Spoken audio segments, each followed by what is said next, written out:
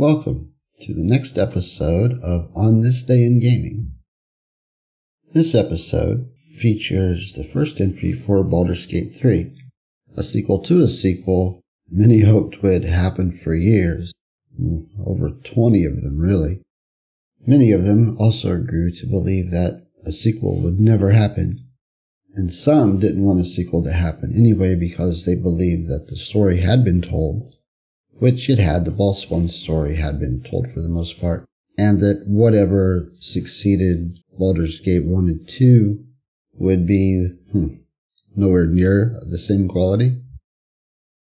I must say I was among them. My introduction to gaming came courtesy of Baldur's Gate 1, and when Baldur's Gate 2 came out, I fell in love with that game. And I still play that game almost on an annual basis. It's phenomenal. So when Larian announced BG3, many were stunned.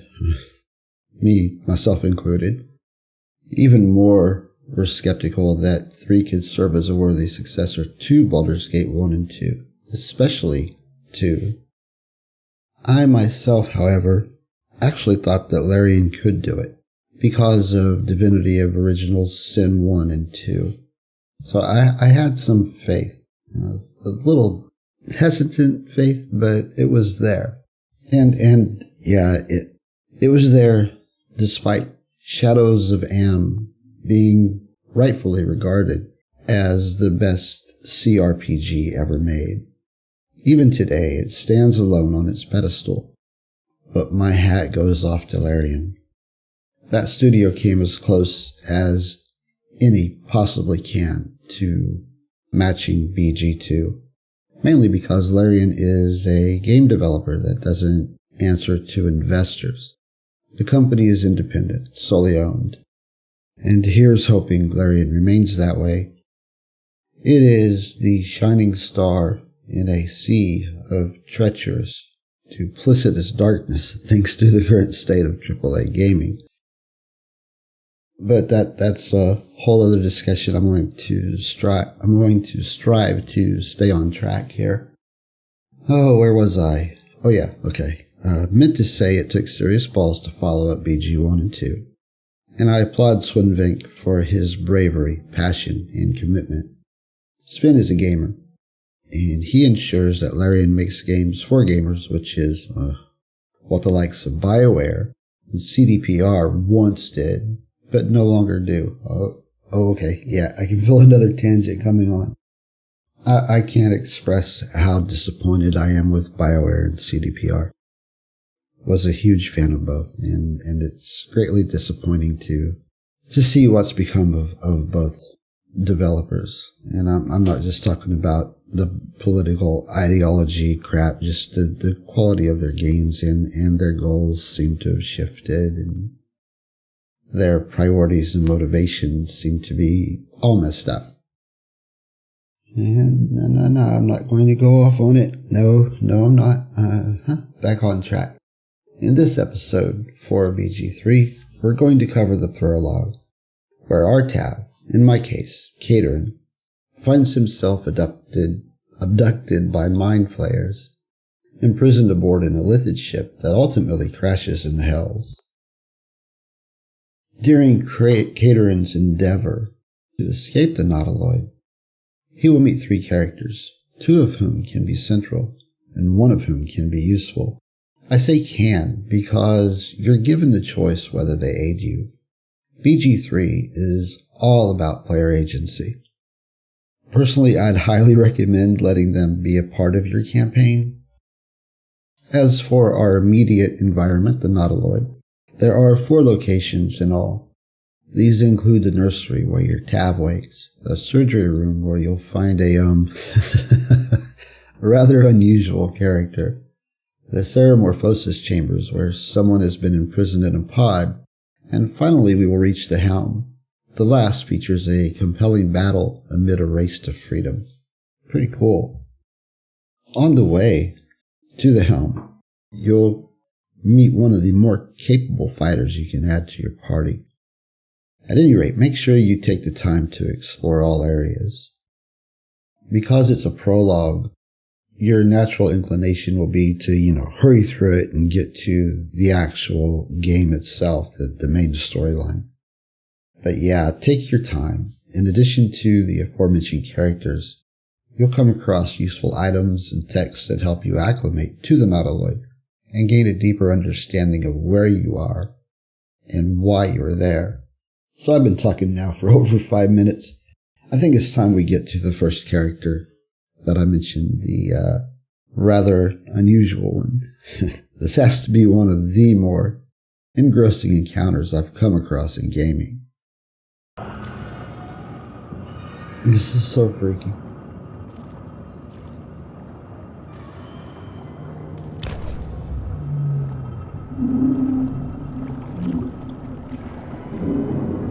Yes, you've come to save us from this place. From this place you'll free us. The exposed brain quivers in expectation.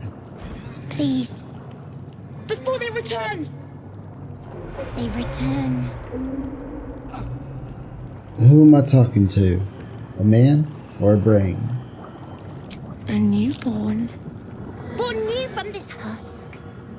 You realize you're talking to an intellect devourer, a minion of the mind flayers who abducted you. You sound afraid. Why? The enemy. So many enemies. You may be past the point of saving. Tell me what I can do to help. Remove us from this body. From this case. Free us. Please.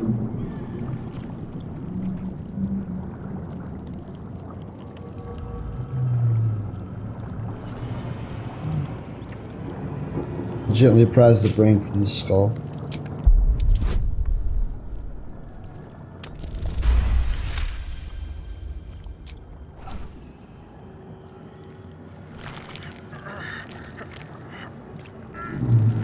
The brain lifts from the skull, but you notice an opportunity. You could cripple the strange creature, making it more subservient, should it prove a threat. We'll spare the creature.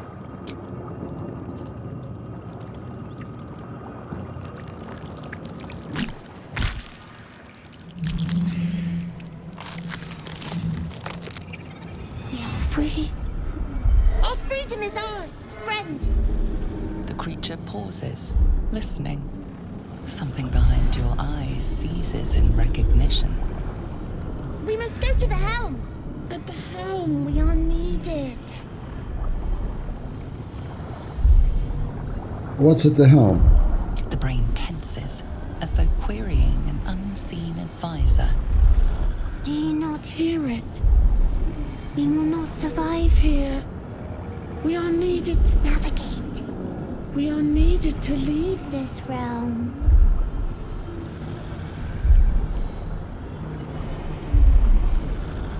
What should I call you? Us. We are us.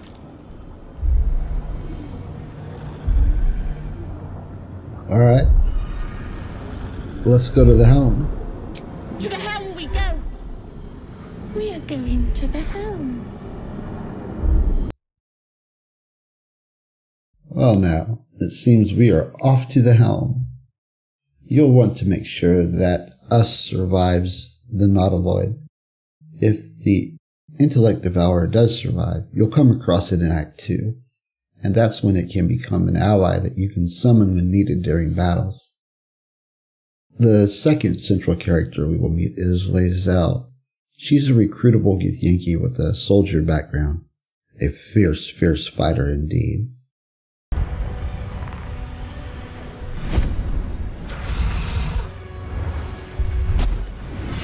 Abomination. This is your end. Your head throbs and your skin tingles. Visions rush past. A dragon's wing, a silver sword, and a flash of your face seen through the strange woman's eyes. Oh. My head. What is this?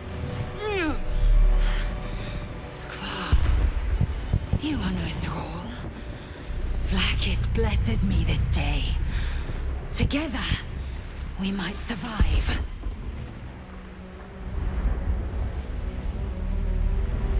What made you think I was a thrall? We carry mind flayer parasites.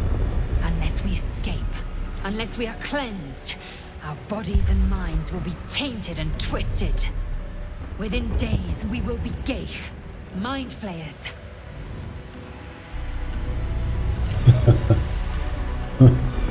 That's wonderful. Who are you? Who am I? Your only chance of survival.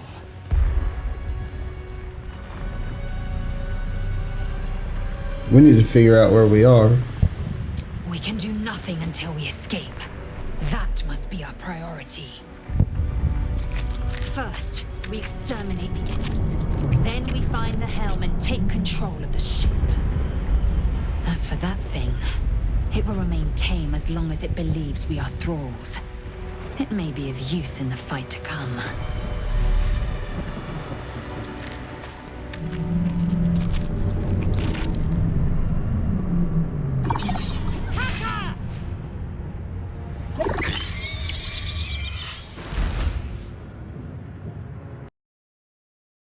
We'll dive more into who Lae'zel is when we come across her later, and can permanently add her to the party. At this stage, those you add to your party will be temporary.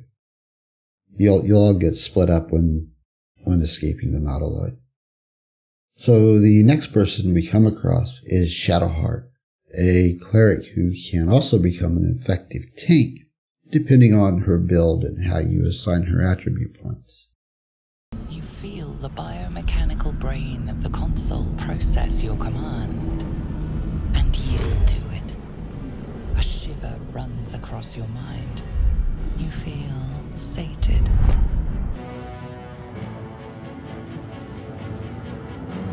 I thought that damn thing was going to be my coffin. Thank you. Your mind lurches into her thoughts.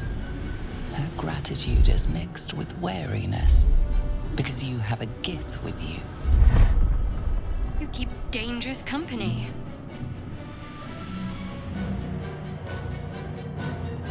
Dangerous company is what you need in a fight. Fair point. Looks like there's plenty of fighting ahead. Let me come with you. We can get off this ship and watch each other's backs along the way. Did you feel what I felt just before? We were in each other's heads. I did. It must be because of those parasites they put in us. But that'll have to wait. Are we going to help each other or not? Yeah, let's get going. I'm catering. Shadowheart. One moment.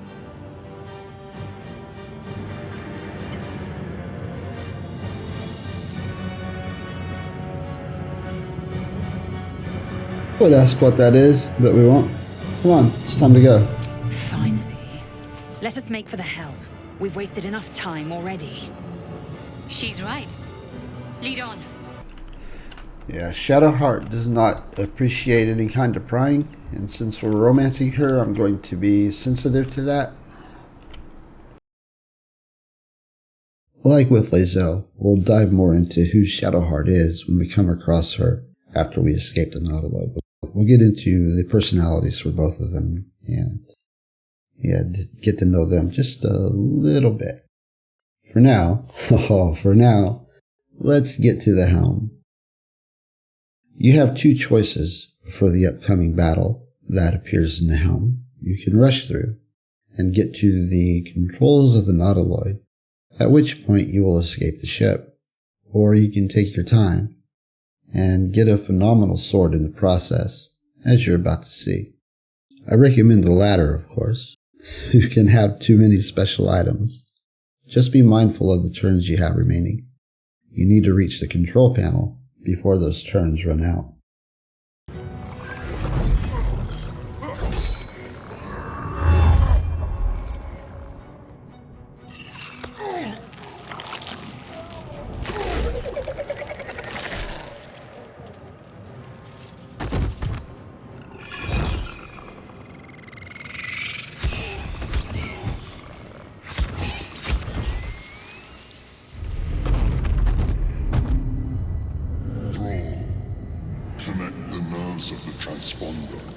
We must escape. Now. Do it. We will deal with the Geich after we escape. Connect the nerves. Nerves. We will connect them. Get out of here. Now. So we have 15 turns remaining before this thing crashes, so we got a lot of time. However, if you'll notice, Commander Zulk has 669 hit points. There is no way I can defeat him at this low level while doing so, and I want the EVERBURN sword. So we're going to do a little bit of a cheat and drop the difficulty level for this fight. So difficulty level dropped. Now we can just kind of mosey on through. Get what all is in here.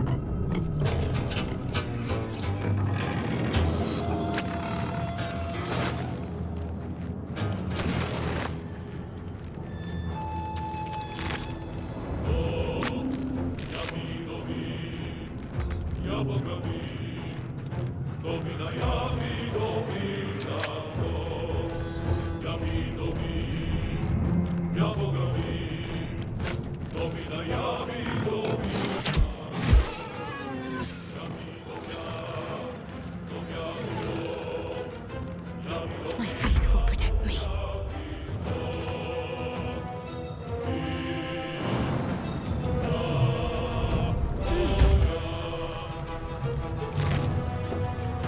Have to keep going.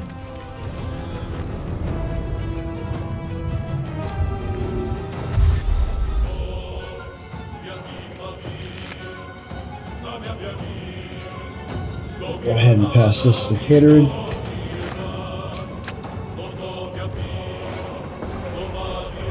can see that there's a void bulb over there. Yeah, so there's some decent stuff in here.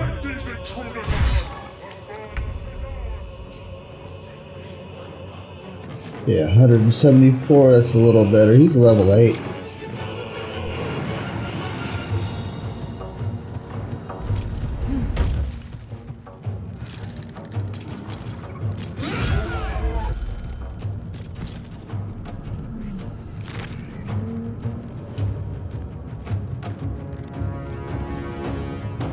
On the move.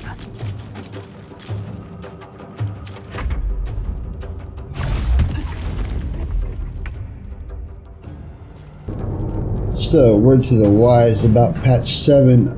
I noticed that I was having real difficulty with the video options being remembered. It kept setting itself back to full screen with a borderless window, and the options that I'd selected also kept getting set. So I think it should be out of the woods with all that now.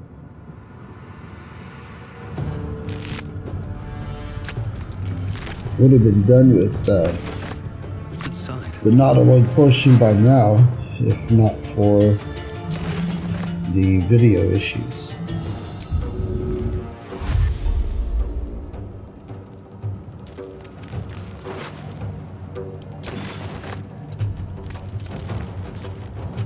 Need to act fast.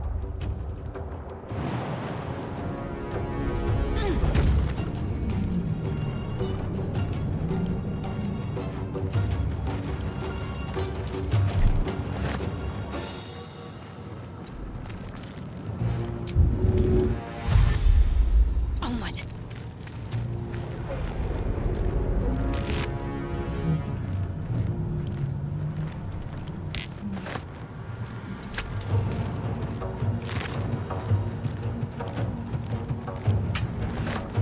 Sending everything to him because, well, after this thing crashes, nobody else will be in the party except poor catering.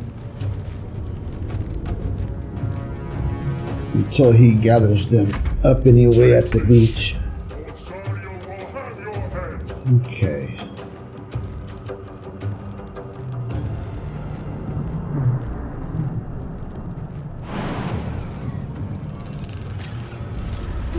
I think you just mentioned Zariel, didn't you?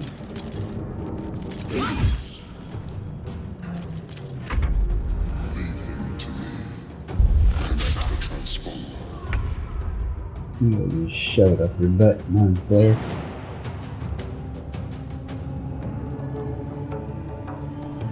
Jeez.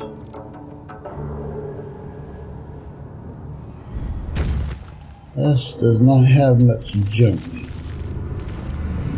I think we're going to keep us out of it. We don't want us to die.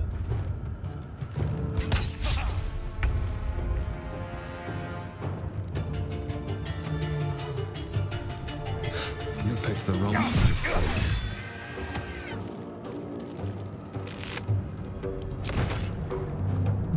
Have to keep going. Let's finish this.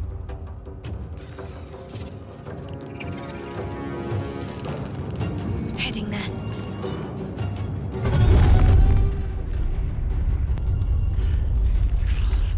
Hurry, before they strike. We got stuff to Better pick take up. that.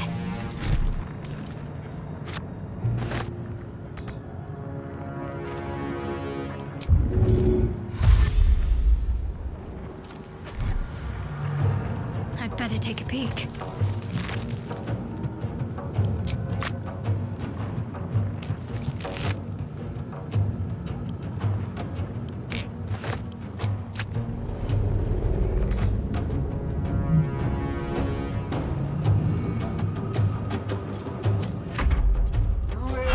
Corpses in the sticks. Ignore the devil. We must take the transponder.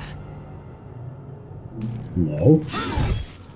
We need to get the blade that he has on him.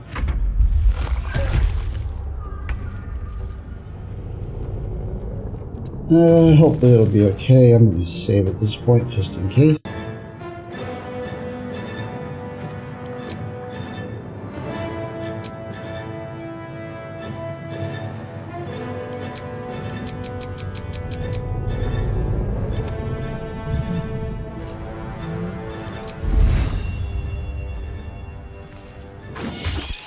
Oh, shit. If this ship hits the ground, we're dead.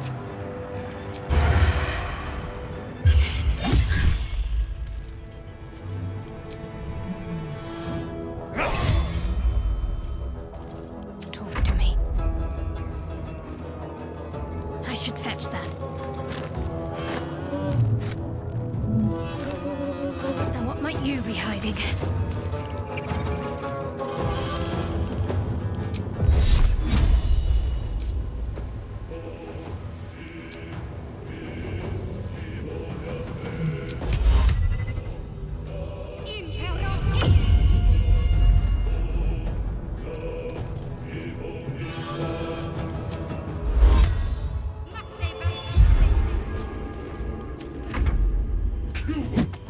Or your spine is mine. I will take my pick. See what I can do in this fight. I'm just trying to get out of here so we can actually start the game and I can test some features. He is in Sanctuary. We're going to leave him there.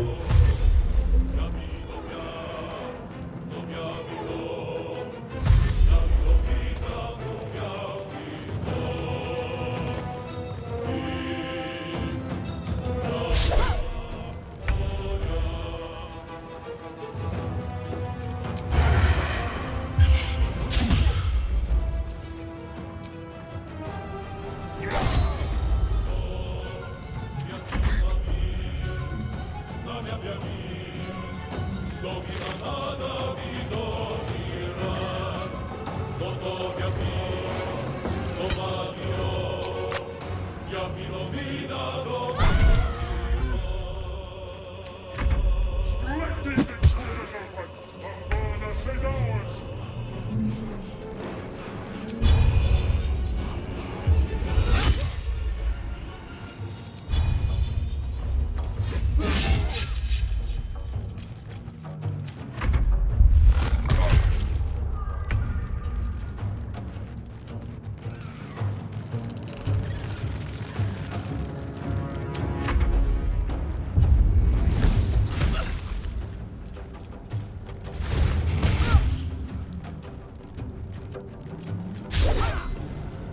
But why they're avoiding Shadowheart.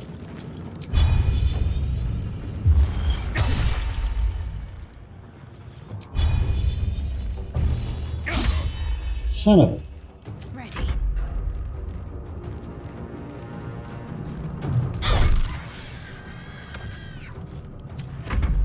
Take this ship, or Zarya will have your head.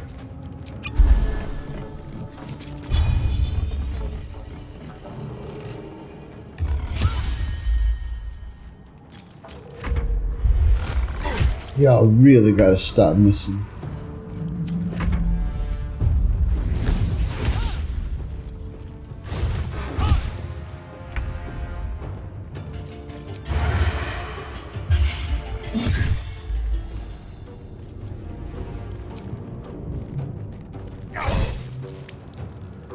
Got to concentrate.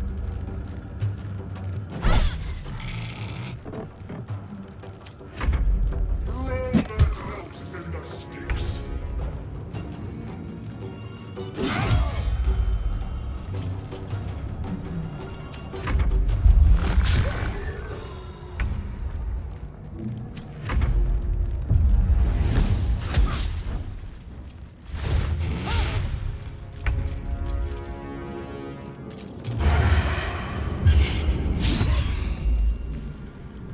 Huts.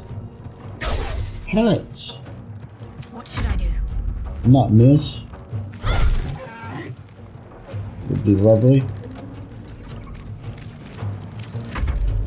Kill them, or your spine is mine.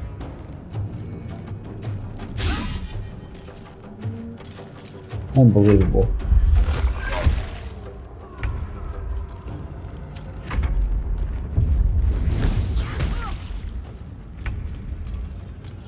Do not miss.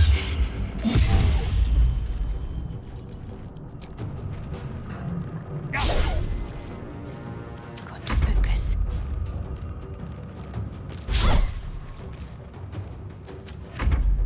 Come a little closer.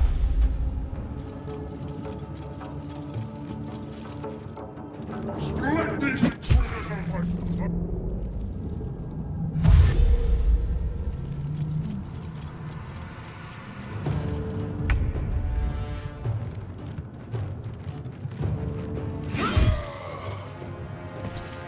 Finally.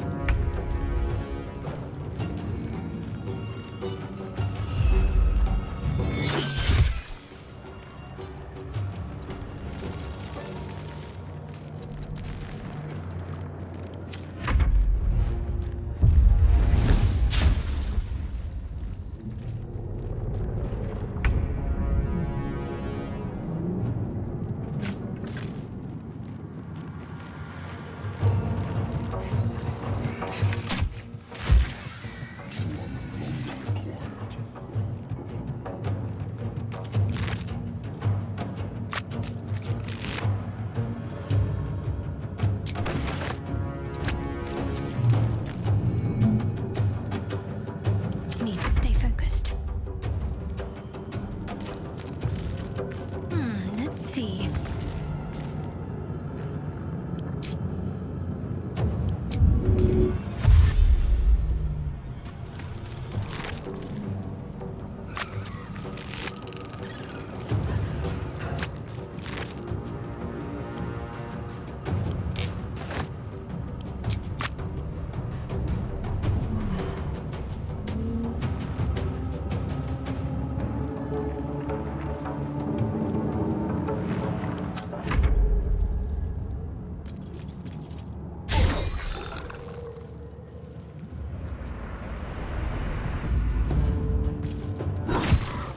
The gate's turned on us. Get to the transponder.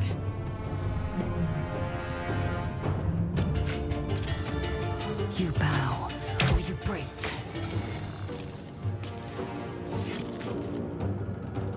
On the move.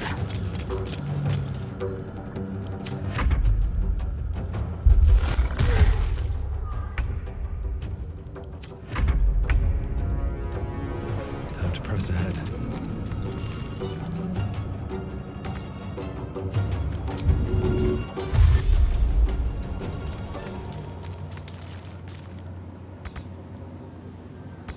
Let's finish this.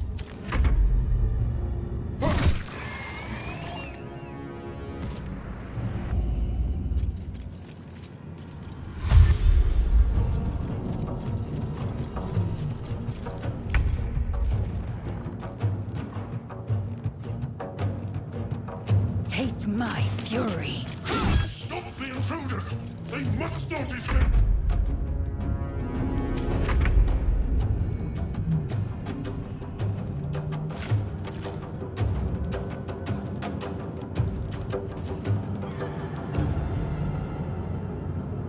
Don't waste a step.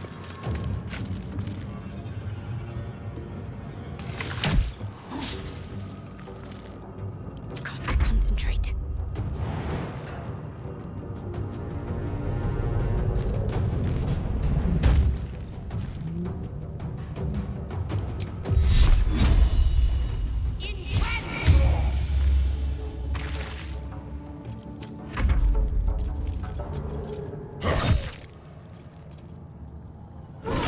Yeah, okay. Injuries need tending.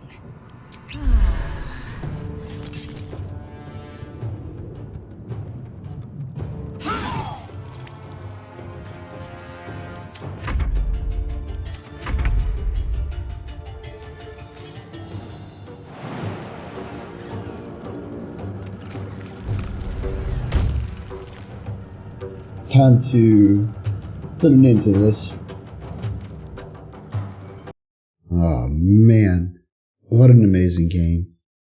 The presentation, the characters, it's just all beyond outstanding.